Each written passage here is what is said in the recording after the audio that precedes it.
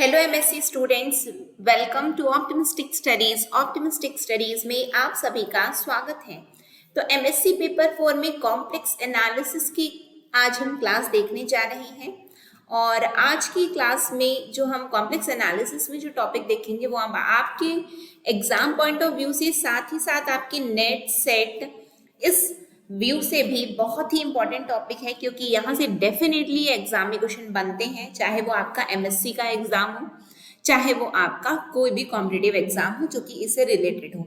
ठीक है, तो चलिए आज की क्लास को हम स्टार्ट करेंगे। क्लास को स्टार्ट करने से पहले यदि आप चैनल में पहली बार आए हैं तो चैनल को सब्सक्राइब कर लीजिए, साथ में बेल नोटिफिकेशन को ऑन रखिए, जिससे हम जो भी वीडियो डालें तो आप तक पहुंचती रहे। सेशन यदि आपको अच्छा लगे तो लाइक ज़रूर करिएगा, ज़्यादा से ज़्यादा लोगों तक शेयर ज़रूर करिएगा, जिससे ज़्यादा से ज़्यादा लोगों तक इसका लाभ मिल सके और वो भी इससे लाभान्वित हो सके। तो चलिए हम आज की क्लास को अपनी स्टार्ट करते हैं। कॉम्प्लेक्स एनालिसिस में the most important topic according to the exam point of view, ठीक है, और वो टॉपिक है कॉसी रीमान इक्वेशन। क्या है वो टॉपिक? कॉसी रीमान इक्वेशन, जिसको अभी अब तक हमने, यदि आपने प्रीवियस लेक्चर्स आपने अटेंड किए हैं तो प्रीवियस लेक्चर से आपको समझ में आया होगा कि हम कौन सा टॉपिक कर रहे हैं। हम कर रहे हैं लिमिट, कंटिन्यूटी एंड डिफरेंशिएशन, जिसमें यदि हम लिमिट को देख चुके हैं, कंटिन्यूटी को देख चुके हैं, अब हमारा डिफरेंशिएशन टॉपिक स्टार्ट हुआ है। डिफरेंशिएशन में हमने अपने प्रीवियस लेक्चर में देखा कि आखिरकार हमारे डिफरेंशिएशन, कोई भी फंक्शन डिफरेंशिएबल कब होता है, तो कोई भी फंक्शन डिफरेंशिएबल तब होता है जब उसका लिमिट एग्जिस्ट करता है। क्या करता है? जब उसका लिमिट एग्जिस्ट करता है। यदि लिमिट एग्जिस्ट नहीं करता है तो वो फंक्शन डिफरेंशिएबल नहीं होता है, जिसको हमने एक क्वेश्चन के माध्यम से समझा था। यदि आपने नहीं देखा है तो प्लेलिस्ट एमएससी नाम से प्लेलिस्ट बनी हुई है, आप उसमें जाकर के देख सकते हैं कि हमने जो जो टॉपिक अब तक कवर किए हैं। यदि हम आज का जो हमारा जो टॉपिक हम बोल रहे हैं कॉसी रीमान इक्वेशन, तो कॉसी, पहले मैं टॉपिक लिख दूं,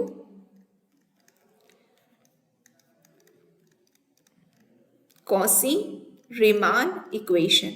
ठीक है, कॉसी रीमान इक्वेशन को अगेन यदि आपको कोई क्वेश्चन, एक क्वेश्चन दिया गया है तो आप लोगों को समझना है क्या हमें ये कॉसी रीमान के बारे में पूछा गया है। समझिएगा, ठीक है। शो डैट, क्वेश्चन है हमारा, show that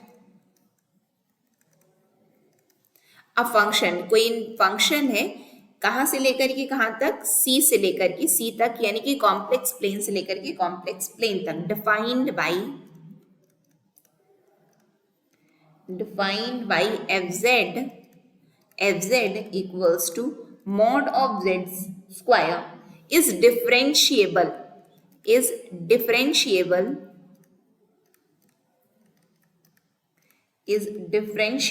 only at zero।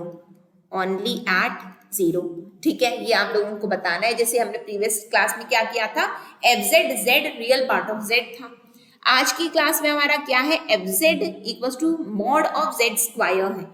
इसको हमको प्रूव करना है कि ये डिफरेंशिएबल है, कहाँ? Only at zero. जैसे हमारा प्रीवियस क्वेश्चन भी डिफरेंशिएबल था, कहाँ? ओनली एट जीरो, क्योंकि जब जीरो नहीं था तो वो फंक्शन यानी कि लिमिट एग्जिस्ट नहीं की। जैसे लिमिट एग्जिस्ट नहीं की तो वो डिफरेंशिएबल नहीं है ना। ये हमने समझा है अब तक, जहां तक हमने टॉपिक को कवर किया है। तो यदि हम बात करें कि एफ जेड इक्वल्स टू क्या दिया है, मॉड ऑफ जेड का स्क्वायर दिया है, इसका सॉल्यूशन हम देखेंगे और सॉल्यूशन से ही आपको कॉसी रीमान इक्वेशन मिलने वाला है। ठीक है, तो सॉल्यूशन क्या है हमारे पास में, एफ जेड हमारा डिफाइन किया गया है mod of Z square. But अपने को ये पता है कि z की वैल्यू क्या होती है, x प्लस आयोटा वाई होता है क्या? जी बिल्कुल पता है। रखें क्या हम लोग? बिल्कुल रखते हैं, x प्लस आयोटा वाई। हमने पढ़ा है real part of z and imaginary part of z, तो उसमें अपने को पता है कि ये क्या है, u। रियल पार्ट क्या होता है, u एक्स वाई। फिर उसके बाद में ये हमारा इमेजिनरी पार्ट होता है। बिल्कुल ठीक है क्या? यहाँ तक आप लोगों को बातें क्लियर है क्या? फिर यदि हम कंसिडर कर रहे हैं, एफ कैन बी कंसिडर, यदि हम कंसिडर करें F can be considered as a function,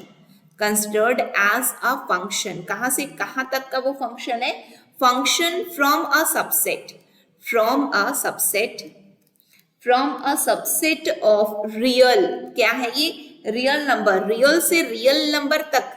यदि, क्यों रियल से रियल नंबर, क्योंकि कॉम्प्लेक्स प्लेन है, कॉम्प्लेक्स प्लेन में आपका रियल और इमेजिनरी दोनों एग्जिस्ट करता है, रियल पार्ट ऑफ जेड और इमेजिनरी पार्ट ऑफ जेड, ये हमने पढ़ा है। तो हम बस वही करें कि फंक्शन को आर से यानी कि रियल से रियल में लेकर के जा रहे हैं, ठीक है। यानी कि दैट इज, हम फंक्शन को कैसे डिफाइन करें, that is F is defined from D, D से सी तक। अब वो डी हमारा क्या है, रियल पार्ट है, क्या है वो, रियल पार्ट है। फिर उसके बाद सी से सी तक गया था, कहां तक चला गया, आर से, यानी कि रियल पार्ट से रियल पार्ट तक गया।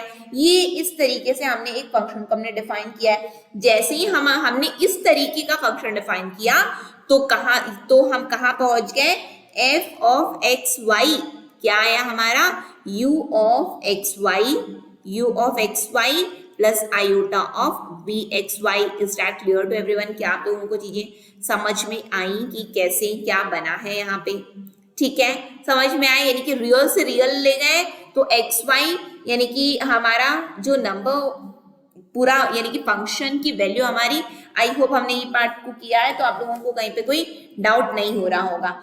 हम मान करके चल रहे हैं let A B belongs to D, let A B belongs to D. तो जैसे ही ए बी बिलोंग कर रहा है डी में, अब हम अज्यूम कर रहे हैं एफ जो है हमारा, जैसे कि अपने को ये पता है कि z की वैल्यू क्या है, x प्लस आयोटा y है, ठीक है। f को डिफरेंशिएबल प्रूव करना है, हम अज्यूम कर रहे हैं, let us assume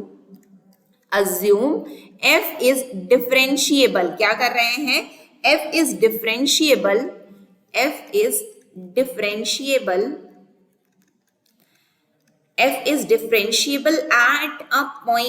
at a point z equals to x plus iota y। और x plus iota y कहाँ है भाई, ये तो d का ही तो है ना, कहाँ का है, d का है। क्यों, क्योंकि फंक्शन f z ही तो है और z क्या है, d है, और d क्या है, c होता है। और अभी हमने क्या किया है, d को एक रियल नंबर कंसिडर कर लिया है। समझ में आया, मतलब कि हर चीज रिलेटेबल है, बस आप लोगों को ओपन माइंडेड आप लोगों को समझना है ना। क्लास यदि आप रेगुलर, यदि आप लोग पूरे अटेंड करेंगे तो आप लोगों को बिल्कुल कनेक्टिविटी यहाँ से बनेगी ही, है ना।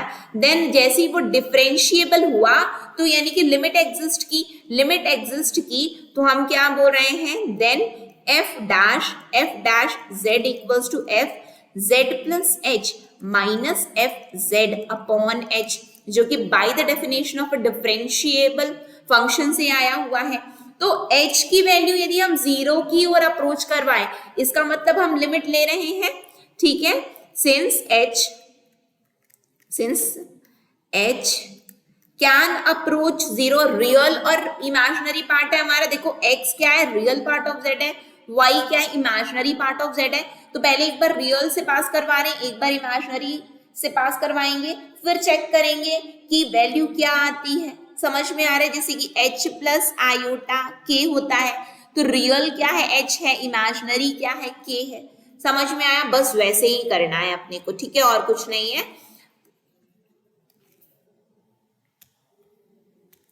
Since h can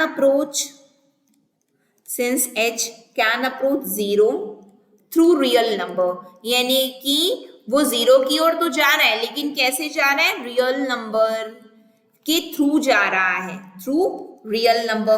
तो हम क्या लेंगे वहां पे, f डैश z की वैल्यू क्या हो जाएगी, limit h tends to 0 f x plus iota y, ये कहां से आया, z की वैल्यू है, प्लस में क्या लिखा है, h लिखा हुआ है, minus f x plus iota y upon में h ले लिया हमने, ठीक है। बस अब देखिएगा कैसे हमको इसको अप्रोच करना है। फिर उसके बाद में लिमिट h टेंस टू 0, और h क्या है भाई, h तो रियल पार्ट, यानी कि हम अप्रोच कहाँ करवा रहे हैं, रियल पार्ट में अप्रोच करवा रहे हैं ना अभी, यानी कि r स्क्वायर से r स्क्वायर फंक्शन है, तो बस वही है, ठीक है। u of x plus h comma y plus iota of v x plus h comma Y, ठीक है, माइनस यू एक्स वाई और प्लस में आयोटा वी एक्स वाई। ठीक, इसको एक्सप्लेन करूंगी, किसी को ना समझ में आया हो तो देखो, एफ जेड हम क्या बोल रहे हैं, एफ जेड जो है हमारा क्या है, एक्स प्लस आयोटा वाई होता है, ठीक है। और वी कैन से समझना है यहाँ पे, यानी कि ना समझ में आया हो उन्हीं के लिए बता रही हूँ फिर से, यानी कि आपको डाउट बिल्कुल नहीं रहना चाहिए कि ये कैसे आया कैसे नहीं, इसलिए अगेन आप लोगों को पेन का कलर चेंज करके बता देती हूँ। देखो आप लोग समझना, हमें ये पता है कि हमने अपना F X plus iota Y को क्या लिखा हुआ है, यू एक्स वाई और आयोटा वी एक्स वाई लिखा हुआ है। अब यहाँ पे ये जो हमारा जो फंक्शन बना है वो क्या बना है, F X plus iota Y comma H, यही बना है, ठीक है।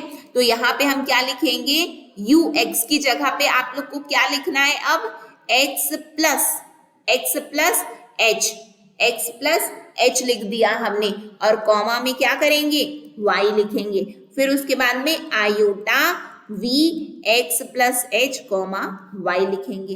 कहीं पे किसी को कोई डाउट है, और यहीं पे यदि ये केवल ये लिखा है F X plus iota Y, तो अगेन ऊपर में तो लिखा हुआ है, अगेन मुझे फिर से लिखने की जरूरत तो है ही नहीं, ठीक है। समझ में आया, कहीं पे किसी को डाउट नहीं होगा, मुझे ऐसा लगता है, ठीक है। आगे बढ़ जाते हैं अब हम लोग, यहाँ तक सभी को बात एकदम क्लियर है। अब क्या करना है अपने को, अब हम u का पार्ट एक साथ ले लेते हैं, यानी कि रियल पार्ट को एक साथ लिख देते हैं, इमेजिनरी पार्ट को अलग कर देते हैं, बस वही करना है, ठीक है। पेन का कलर, ये limit h tends to 0 h belongs to r। अब u x plus h comma y minus u x y, ठीक है, यानी कि ये ओपन हुआ ब्रैकेट माइनस लग गया, फिर उसके बाद में plus iota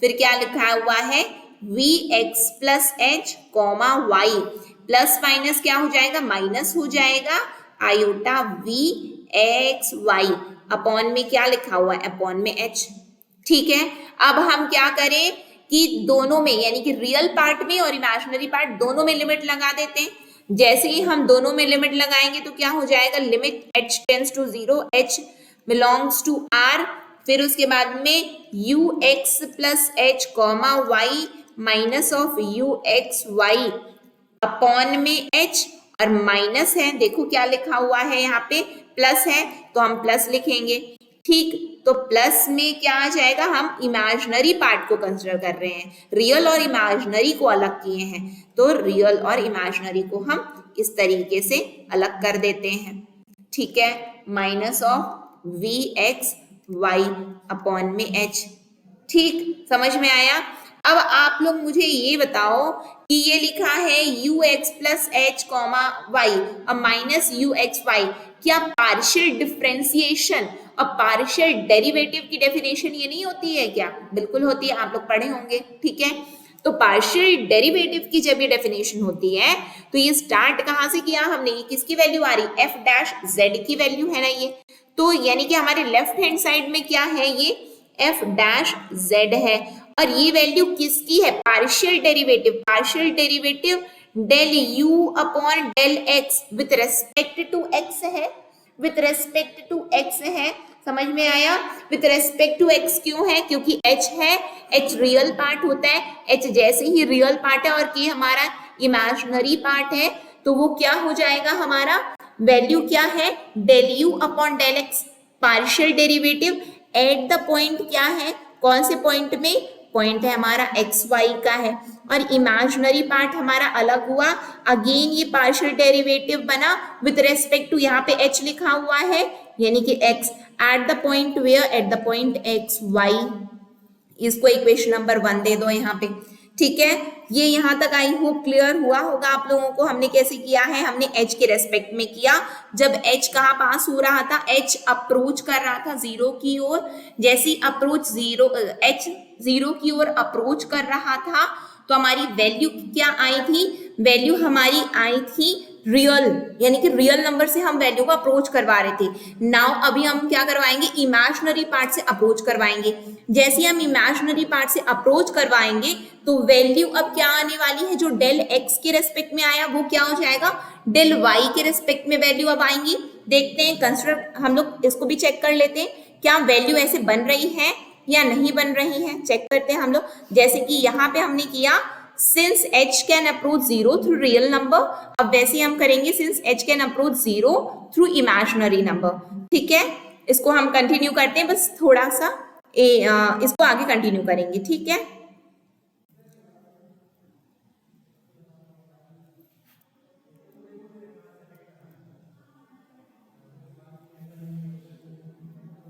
now if h tends to 0 through purely imaginary number, through purely imaginary number, यदि imaginary number से वो क्या करें, अप्रोच करवाएंगे h को 0 imaginary number से, तब हम h की जगह then we write h as iota k। अब h को हम iota k लिखेंगे, where यहाँ पे k भी क्या है, वो भी रियल नंबर में, क्योंकि हमारा वेल फंक्शन क्या था, r से r तक का फंक्शन था। ठीक है, r से r तक का फंक्शन था। यहाँ पे अल्टीमेटली वैल्यू क्या होने वाली है हमारी, f डैश z होने वाला है। f डैश z लिमिट क्या होगी, limit h tends to 0, f z plus h क्या हो जाएगा, f z plus h minus f of z। ठीक है, अपॉन में क्या आएगा, h, ये अपने को पता है। ये जो है हमारा इक्वेशन नंबर, हम यहाँ पे फ्रॉम इक्वेशन नंबर 1 हमको ये पता है कि ये वैल्यू यहाँ पे ये होती है। ठीक है, अब अपने को करना क्या है, अब अपने को करना है कि h की जगह पे, ये अपने को पता है कि ये होता है, लेकिन अब h की जगह पे अपने को क्या करना है, आयोटा k रखना है। तो बस वैल्यू को रख देते हैं। चलो, f dash z equals to limit, अब h k की, अब h 0 की तरफ बढ़ रहा था, अब k 0 की, क्यों, क्योंकि h की जगह तो 0 हो गया है, h की जगह क्या हुआ है, 0 हुआ है। ठीक है, ये वैल्यू हुई। यहाँ पे क्या हो जाएगा हमारा, अल्टीमेटली जो रिजल्ट आएगा, f z प्लस h की जगह पे आयोटा k को रखो। ठीक है, minus f of z upon h की जगह पे आयोटा k आने वाला है। ठीक है, फिर उसके बाद में हम जैसे अभी पिछले में किए थे वैसे ही इसमें भी करेंगे। क्या करेंगे, लिमिट k टेंस टू 0, रो k बिलोंग्स टू r, यहाँ पे u x प्लस h किए थे ना, अब क्या करेंगे, x comma y plus k करने वाले हैं। ठीक है, फिर उसके बाद में यहाँ पे क्या हो जाएगा, वहां पे क्या लिखे थे, प्लस y लिखे, plus iota v x comma y plus k लिखने वाले हैं, माइनस उसकी वैल्यू क्या हो जाएगी, u x y वो एज इट इज आएगा, plus iota v x y, upon में क्या जाएगा, अपॉन में पूरा यहाँ पे लिख दे रही हूँ आयोटा k आने वाला है। इसको यदि सॉल्व करेंगे प्रीवियसली जैसे सॉल्व किए थे, तो अल्टीमेटली वैल्यू क्या आने वाली है हमारी, वैल्यू आने वाली है हमारी u x comma y plus k minus u x y, एक साथ लिख देंगे, जब ब्रैकेट ओपन करेंगे तब की बात हो रही है, अपॉन में आयोटा के, जब लिमिट अलग हो जाएगा तब डायरेक्टली वहां पे हमको एक स्टेप वहां भी कर सकते हैं, बट मैं लिख दे रही हूँ, पूरा लिख दे रही हूँ, प्लस में iota of v x comma y plus के माइनस में क्या हो जाएगा, यहाँ पे लिख रही हूँ माइनस v x y, होगा क्या, बिल्कुल होने वाला है, यहाँ पे भी आयोटा आएगा। ठीक है, फिर उसके बाद में दोनों तरफ में लिमिट ले लो, यानी कि इमेजिनरी पार्ट और रियल पार्ट को अलग करके देखोगे तो वैल्यू क्या आएगी आपकी, k belongs to r u x y plus के minus of u x y upon iota k।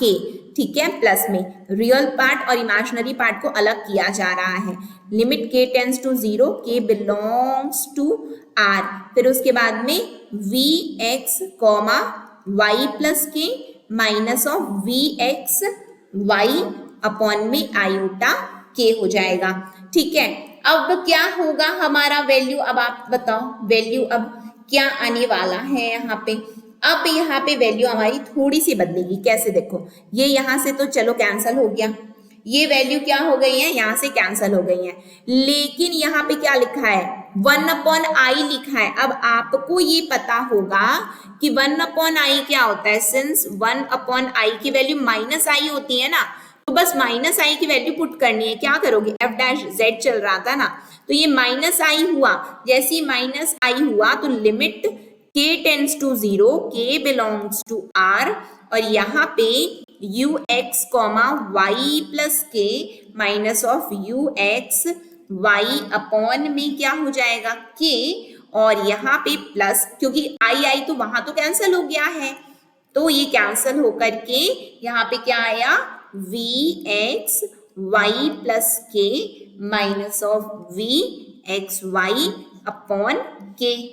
ठीक है, समझ में आया। अब पार्शियल डेरिवेटिव की अगेन डेफिनेशन जाएगी। पार्शियल डेरिवेटिव की जैसे ही यहाँ पे डेफिनेशन आएगी तो एफ डैश जेड की value minus of iota del U, अभी तो के है ना तो y आ जाएगा at the point where, at the point X Y, लेकिन ये तो प्लस है तो यहाँ पे del v upon del y आएगा। ठीक है, at the point X Y आएगा। ये आपका बना इक्वेशन नंबर 2, पहला इक्वेशन और दूसरा इक्वेशन, पहला इक्वेशन और दूसरा इक्वेशन दोनों लेफ्ट हैंड साइड में एफ डैश जेड है, एफ डैश जेड दोनों तरफ में है। मैं पहले इक्वेशन को भी यहीं लिख दूं, जैसे क्योंकि पेज आप लोग चेक कर लीजिएगा, थोड़ा वीडियो को पीछे ले जा करके।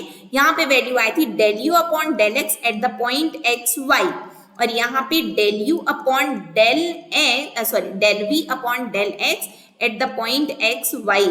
ये आपका फ्रॉम 1 है, फ्रॉम 1 वी हैव, ठीक है, यानी कि ये आपके 1 से आया। अब आप ये बताओ इक्वेशन नंबर 1 और इक्वेशन नंबर 2 को, दोनों को आप लोग इक्वेट करो, इक्वेट करके क्या आप यहाँ पे कुछ रिजल्ट में आ रहे हो, क्या किसी रिजल्ट में पहुंचे कि वैल्यू या कुछ तो इक्वल लग रहा है। क्या इक्वल लग रहा है, आओ देखें। जो हमारा डेल यू और del you upon del X है, यानी कि यहाँ पे हम लिखेंगे फ्रॉम 1 and 2, यानी कि 1 और 2 से क्या होगा, del you upon del X at the point X Y किसके बराबर आ रहा है, del we upon del Y at the point X Y के। देखो खुद चेक करो, आपका del you upon del X यानी कि del you upon del X किसके बराबर आ रहा है, del we upon del Y के बराबर आ रहा है। ठीक है, फिर उसके बाद में यदि हम देखें नेक्स्ट वैल्यू जो हमारी आ रही है वो क्या आ रही है, नेक्स्ट वैल्यू आ रही है हमारी del we upon del X at the point X Y किसके बराबर आ रहा है, माइनस ऑफ यानी कि imaginary part del you upon del Y के। ठीक है, यानी कि रियल और इमेजिनरी पार्ट को हमने इक्वेशन नंबर 1 और इक्वेशन नंबर 2 में इक्वेट किया तो हमें ये रिजल्ट मिला है। क्या आया है, देखो इसका del you upon del x del we upon del Y के बराबर है। ठीक है, इसका डेल वी क्या है, यहाँ पे del we upon del X किसके बराबर है, del you upon del Y के बराबर आए हैं। ये आपका जो ये 2 इक्वेशन आया है इसी को बोला जाता है, this is called quasi Riemann equation. क्या बोला जाता है, इसको बोला जाता है कॉसी रीमान इक्वेशन बोला जाता है। समझ में आया आप लोगों को, कहीं पे कोई डाउट, यानी कि बिल्कुल याद कर लो, del you upon del x del we upon del Y के बराबर होता है और del we upon del x del you upon del Y के माइनस में होता है। ठीक है, समझ में आया, बिल्कुल ये याद होना चाहिए नेक्स्ट क्लास तक आप लोगों को। नेक्स्ट क्लास में अब हम इसको आगे कंटिन्यू करेंगे। नेक्स्ट क्लास में आगे हम कॉसी रीमान के ही रेस्पेक्ट में क्वेश्चन को सॉल्व करेंगे। CR इक्वेशन, बहुत सारी बुक्स में लिखा रहता है CR इक्वेशन, क्या लिखा रहता है, CR इक्वेशन कॉसी रीमान, यानी कि उसको फुल फॉर्म क्या है, कॉसी रीमान है, उसी को CR इक्वेशन बोला जाता है। ठीक, तो आज की क्लास को यहीं पे एंड करेंगे। बहुत ही इंपॉर्टेंट लेक्चर था ये आज का। नेक्स्ट क्लास में आगे कंटिन्यू करेंगे हम अपनी क्लास को। नेक्स्ट क्लास तक के लिए आप सभी को नमः शिवाय, optimistic learning. Thank you for the session. जय हिंद, जय भारत, जय छत्तीसगढ़।